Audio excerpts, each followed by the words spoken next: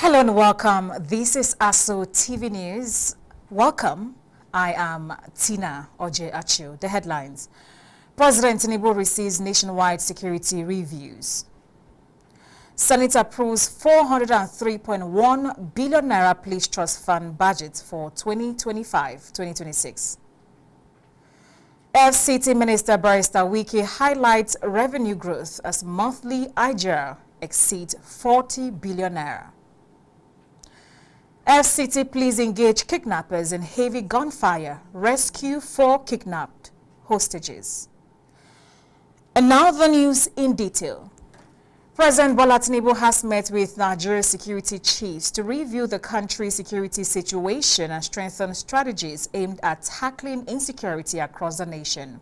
The closed-door meeting at the presidential villa in Abuja was attended by the Minister of Defense, Muhammad Badaru Abubakar, the Chief of Defense Staff, General Christopher Musa, National Security Advisor, Nuhu Ribadu, and other heads of security agencies. The security chiefs briefed the president on ongoing operations across the country and reported improvement in the nation's security situation, while pledging to sustain the momentum through enhanced operational strategies. They also stressed the importance of intelligence gathering in combating emerging security threats and agreed to deepen collaboration with neighboring countries to improve border security and regional stability. The meeting comes as the Tinubu administration intensifies efforts to address insecurity, including the transmission of a bill on the establishment of state police to the National Assembly as part of broader reforms to strengthen internal security and protect lives and property across Nigeria. President Bola Tinubu and Lagos State Governor Babajide Sanwo-Olu have called for stronger partnerships between government, civil society organizations and community groups to drive sustainable development in Nigeria. The call was made at the National Summit of Civil Society Organizations and Community-Based Organizations held in Lagos. Represented by the Secretary to the Government of the Federation, Senator George, Center of Government Decisions, while supporting inclusive and sustainable development. He said the federal government remains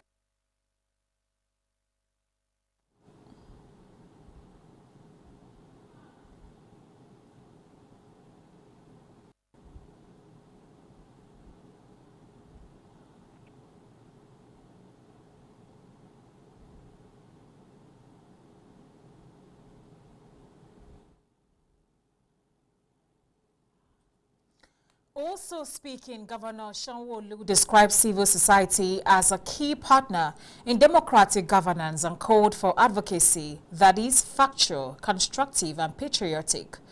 He said Lagos has strengthened citizen participation through open budget processes, town hall meetings and consultations across major sectors.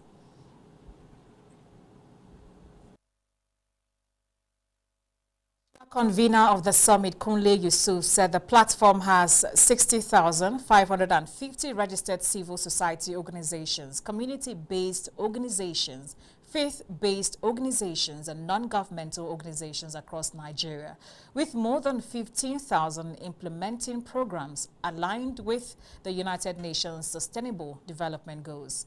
He also urged civil society groups to work together to tackle misinformation by ensuring only verified information is shared while promoting national diversification, pre-industrialization and digitization, and improved governance for effective service delivery. The Renewed Hope Agenda is a social contract. Civil society organizations are vital signatories to that contract.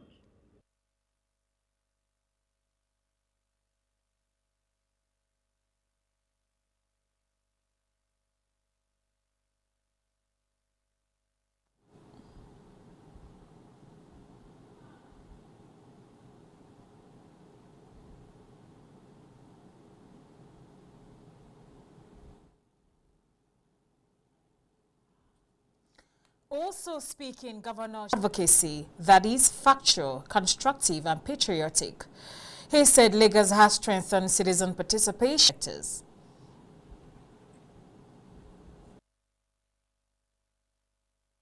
Convener of the summit, Kunle Yusuf, said the platform has 60,550 registered civil society organizations, community-based organizations, faith-based organizations, and non-governmental organizations across Nigeria, with more than 15,000 implementing program and strengthen the administration of public senior secondary education across the country.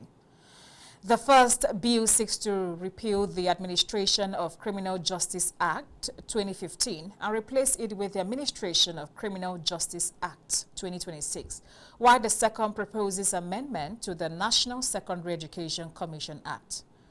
Reading the President's letters during plenary, Senate President Godswill Akpabio said the proposed ACJA 2026 is designed to modernize criminal justice administration within the Federal Capital Territory and other federal courts by addressing deficiencies identified in the implementation of the 2015 law. The reasons for the repeal of the Extant Act and the re-enactment of the proposed Act of 2026 is to address certain legal, procedural, and institutional challenges that have been identified as hampering the effective administration of criminal justice in Nigeria under the Extant Act of 2015. The challenges include delays in criminal investigations and prosecution, inadequate deployment of technology in criminal proceedings,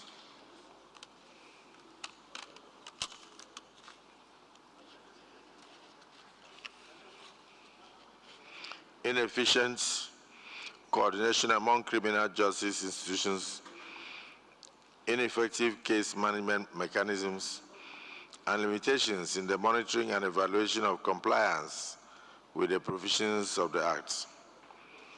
The bill, as reviewed by a team of law officers with extensive experience in criminal law,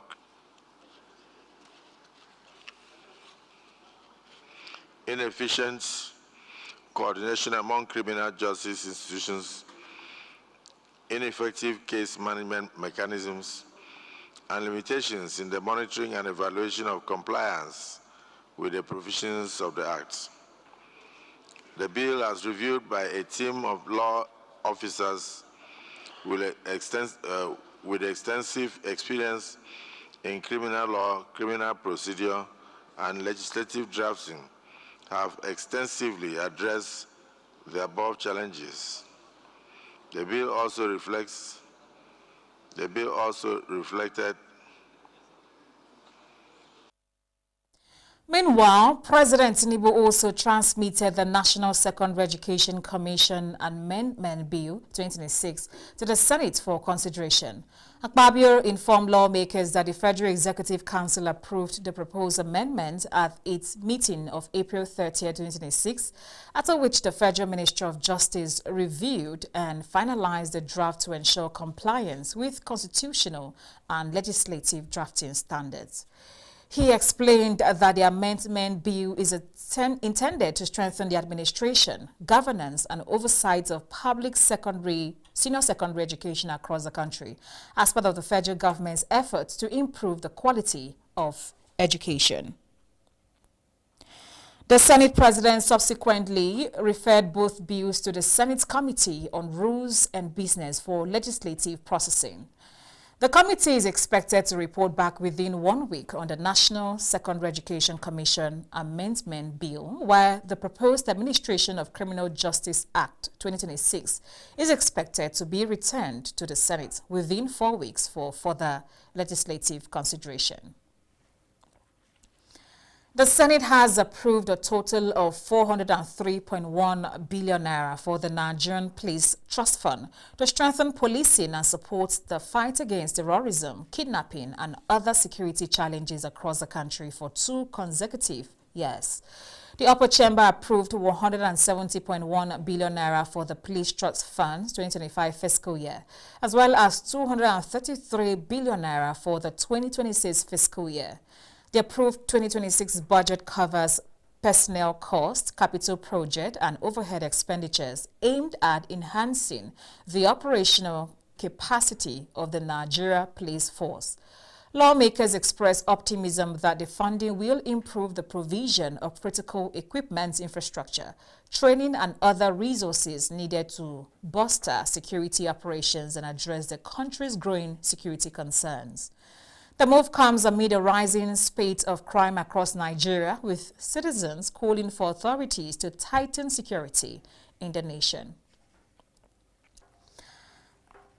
And now the Minister of the Federal Capital Territory, Barrister Ezenwo Nyesom Wike, says the FCT's internally generated revenue has increased from about 9 billion naira to over 40 billion naira monthly since he assumed office, attributing the growth to reforms introduced by his administration.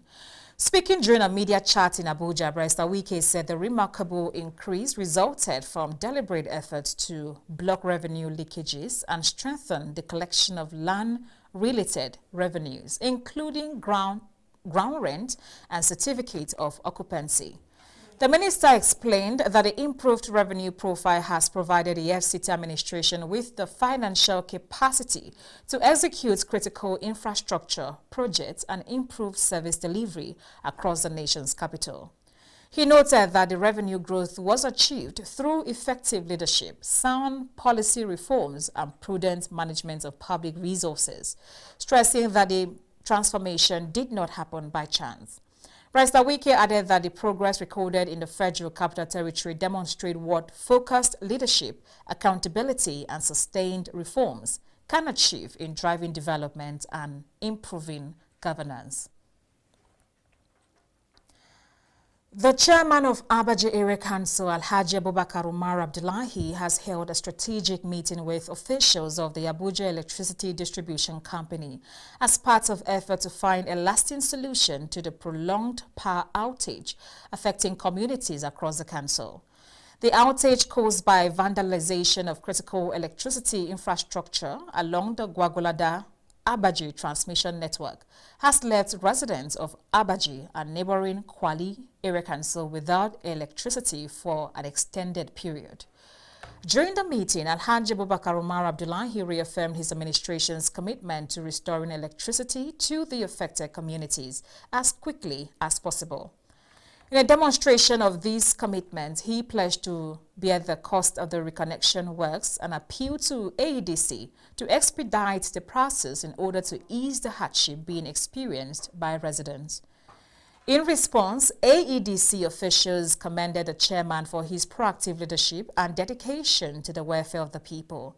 They also stressed the need for greater community collaboration in protecting electricity infrastructure from vandalism and assured the council that the cost estimate for the reconnection project would be submitted without delay.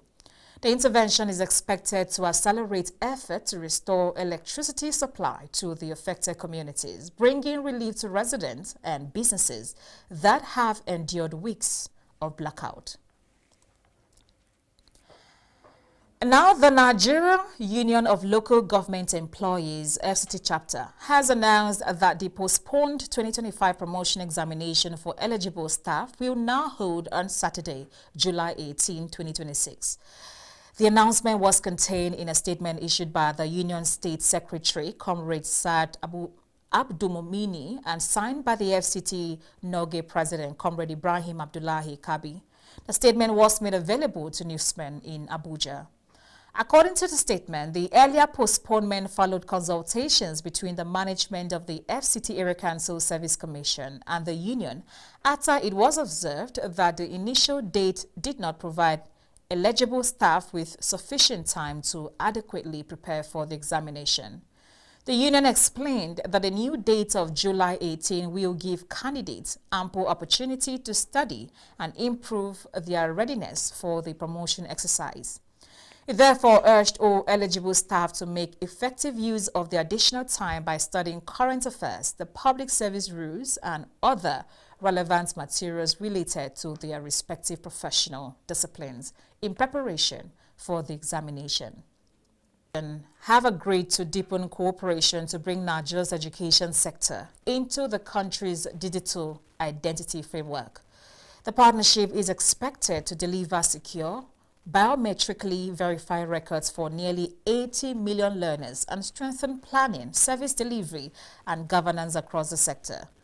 Minister of Education, Dr. Maruf Olatunji Alausa, gave the assurance when he hosted the Director General of NIMS, Engineer Bishoyi Koka Odusote, and her team during a stakeholders session on the newly signed National Identity Management Commission Act 2026.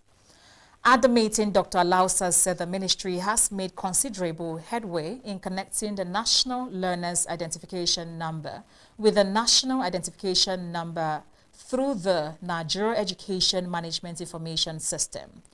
He said the linkage will produce reliable education data to guide policy decisions, ensure efficient allocation of resources, enable targeted interventions, and improve learning outcomes across the country. In her remarks, NIMS Director General, Engineer Koka Dusete, said the Commission's ongoing outreach to ministries, departments, and agencies is designed to sensitize institutions on the reforms in the NIMC Act 2026 and to build stronger collaboration with its rollout. She reviewed that more than 120 million Nigerians have been captured in the National Identity Database. The Commission has also linked its verification services with government agencies, banks, and telecom operators and rolled out the NIMS Identification app as well as a free digital ID card for citizens. Koka Udusate lauded the reforms in the education sector and restated NIM's commitment to working closely with the ministry to ensure schools and other learning institutions benefit fully from the evolving digital identity ecosystem. You're watching ASO Television News. You can watch us live on DSTV channel 392, also on StarTimes TV channel 127 and Free TV channel 507. We are also on the UHF band on channel 38. Still to come. FCT please engage kidnappers in heavy gunfire. Rescue 4 kidnapped hostages. Stay with us for details of these and more stories.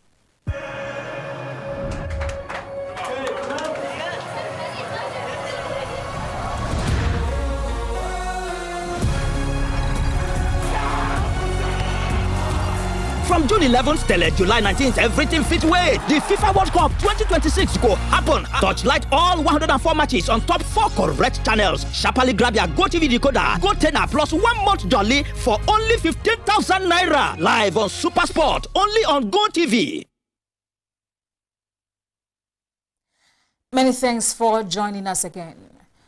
The Deputy Speaker of the House of Representatives, Mr. Benjamin Kalu, has charged the Nigerian media on reporting the diverse opportunities that exist in the country, even as they criticize the government where it is also not doing well. The Deputy Speaker gave the charge while inaugurating the newly elected executive of the House of Representatives press corps on Thursday at the National Assembly. He urged the media not to focus only on areas the government is not doing well, adding that many positives abound in the country, which the media can highlight for the world to savor. DS Kalu, priding journalists covering the legislature as the best, commended the media for making Nigerians believe in the current democracy. In a goodwill message, spokesperson of the House and chairman of the House Committee on Media and Public Affairs, Mr. Akin Rotimi Jr., commended Speaker Abbas Tajuddin for running an open-door administration and granting the media unfettered access in the coverage of the House activities. National Assembly correspondent Rosemary Okokotega reports that the newly sworn-in executive comprise Boyega Onadiron as chairman, Christiana Ekpa, vice chairman, Nicholas Kalu, secretary, Said Batmos, financial secretary, Ada Ona, treasurer, Gift Gabi Odekina, assistant secretary, Nsikak Evans, welfare secretary, and Tokbe Balogun as welfare officer. A legal practitioner, Barrister Ali Beku, has appealed to President Bola Tinubu and the House of Representatives to intervene in the ownership dispute between his client and another citizen over a property situated in Guzope district of the Federal Capital Territory. Barrister Ali Beku, who addressed newsmen on Thursday at the National Assembly on the situation, urged President Tinubu and lawmakers to compare the Economic and Financial Crimes Commission to vacate the property situated at plot 4022 and obey a subsisting order of the Federal High Court. Barrister Libeku, a counsel to Dr. Rebecca Godwin, alleged that the anti-graft agency had flagrantly disregarded a court order directing parties to maintain the status quo, insisting that the Commission's continued occupation of the property amounts to a direct assault on the rule of law and the authority of the judiciary. He argued that the matter is still before the court and has not been finally determined, stressing that no government agency should take steps capable of prejudicing judicial proceedings. Barrister Libeku alleged that ahead of the scheduled court hearing, the EFCC operatives invaded the property on June 29 and that the house help remained trapped inside the building for about 11 days without access to electricity, water and other basic necessities. He said letters had been written to relevant government offices seeking intervention, but no response received. Also speaking, the husband of the property owner, engineer Isaac Ishaku Yusuf, described the situation as traumatic for his family, alleging that he had been unable to see his wife since EFCC operatives occupied the property. The Federal Capital Territory Police Command has rescued 4 residents abducted during a kidnapping attack at the Yellow House area of Papi, Abuja, following a sustained operation by security operatives. The command spokesperson, SP Josephine Ade, said in a statement that the incident occurred at about 10:40 p.m. on Wednesday, July 8, 2026, when suspected kidnappers invaded the community and abducted 4 residents. She noted that following a distress call, the Commissioner of Police, CP Ahmed Mohammed Sanusi, deployed operatives of the anti-kidnapping unit, personnel from the Katampe and Papi police divisions, and the 24 Police Mobile Force Squadron to the scene. According to the police, preliminary investigations revealed that the attacker shot 2 victims before fleeing with 4 others through Jikoko Hills towards Ushafa Forest. The injured victims were taken to a hospital where one of them, identified only as Mr. Baba Jide, died from his injuries, while the second victim, who sustained a gunshot wound to the leg, is responding to treatment. The statement said security operatives maintained a relentless pursuit of the kidnappers from the night of the attack until the early hours of Friday, July 10, when they tracked the suspect to Jikoko Hills as they attempted to move the hostages towards Ushafa Forest. It said the kidnappers reportedly opened fire on the advancing police team, leading to a gun battle before they were overpowered and forced to abandon the victims and flee into the surrounding forest. The police confirmed that all 4 abducted victims were rescued unharmed, safely evacuated from the forest, and reunited with their families. The FCT Police Command said efforts are ongoing to apprehend the fleeing suspects and assured residents of its commitment to tackling kidnapping and other violent crimes in the territory. The Nigerian Safety Investigation Bureau has released its preliminary report on June 10, 2026, serious incident involving a VMO aero-operated Bombardier Challenger 601 aircraft that mistakenly landed on a road under construction near Asaba Airport instead of the runway. According to the Bureau, the aircraft, which was flying from Lagos to Asaba with 7 people on board, aborted its initial approach before attempting a second landing. Although the flight crew reported that the aircraft was properly aligned with the published RNAV runway 11 approach, it landed on the nearby roadway with no injuries recorded as the aircraft later returned safely to Lagos, where a post-flight inspection revealed damage to its left nose wheel assembly. NSIB says its preliminary findings are based on evidence gathered so far, including cockpit voice and flight data recorded analysis, crew and witness statements, and air traffic control records. The Bureau stressed that the report does not determine the cause of the incident, noting that investigations are continuing and a final report with conclusions and safety recommendations will be released upon completion. The federal government has concluded its strategic engagement with the world's leading bureau, has released its preliminary report on June 10, 2026, serious incident involving a VMO aero-operated Bombardier Challenger 601 aircraft that mistakenly landed on a road under construction near Asaba Airport instead of the runway. According to the Bureau, the aircraft, which was flying from Lagos to Asaba with 7 people on board, aborted its initial approach before attempting a second landing. It landed on the nearby roadway with no injuries recorded, as the aircraft later returned safely to Lagos, where a post-flight inspection revealed damage to its equipment and air traffic control records. The Bureau stressed that the report does not determine the cause of the incident, noting that investigations are continuing and a final report with conclusions and safety recommendations will be released upon completion. The federal government has concluded its strategic engagement with the world's leading aircraft manufacturers with a working visit to Bombardier's Completion Center in Montreal, Canada. The Minister of Aviation and Aerospace Development, Festus Keyamo, led a delegation of Nigerian airline operators and top aviation officials, including the Director General of the NCAA, Captain Chris Najomo, and FAN Managing Director, Olubunmi Kuku. The visit completes the government's engagement with 4 major aircraft manufacturers, Boeing, Airbus, Embraer, and Bombardier, aimed at supporting fleet renewal, improving access to aircraft financing, strengthening maintenance capabilities, and enhancing the competitiveness of Nigerian airlines.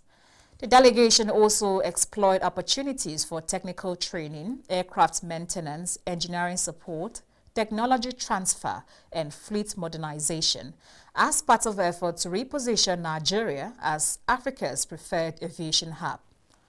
Officials say this final stop completes a key reform promise by the Tinubu administration to position Nigeria as Africa's primary aviation hub.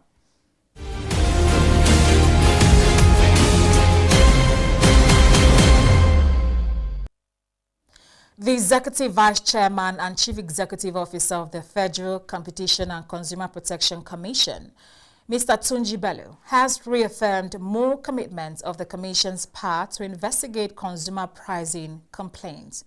Director of Corporate Affairs to the FCCPC, Mr. Ondaji, in a statement indicates that the FCCPC chief was reacting to the recent judgment by the courts affirming an important principle under the Federal Competition and Consumer Protection Act. Investigating consumer complaints is fundamentally different from regulating prices, describing the decision as an important judicial affirmation of the Commission's statutory responsibility to investigate market conduct where there are reasonable grounds to believe consumers or competition may be adversely affected. According to the statement, the court clarified that the Commission's investigative powers under the Federal Competition and Consumer Protection Act 2018 are distinct from the exercise of a power to regulate price, noting that in a judgment delivered on June 29 by Justice B.F.M., Yako dismissed a suit filed by Air Peace Limited challenging the Commission's authority to investigate complaints concerning possible exploitative ticket pricing.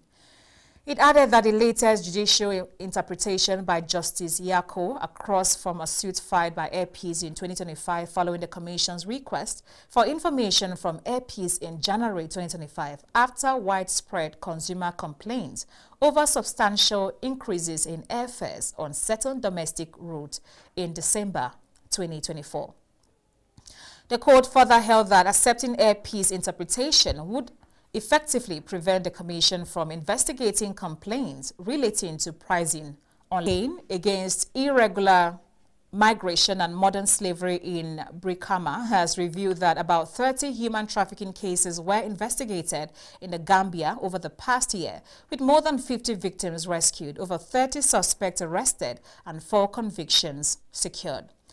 Speaking at a community engagement in Suba Ward, Brikama South, West Coast Regional Anti-Trafficking Officer CD Boyang said stronger border security, increased public awareness and greater support for young people are essential in tackling human trafficking and irregular migration. Bojang disclosed that many victims are deceived with promises of jobs in restaurants and beauty salons, but are forced into commercial sexual exploitation after arriving in the Gambia. He added that some victims, including girls as young as 12, are subjected to threats and intimidation by trafficking syndicates. He attributed the persistence of the crime to porous borders, organized criminal networks, and growing economic pressure on young people seeking quick financial opportunities.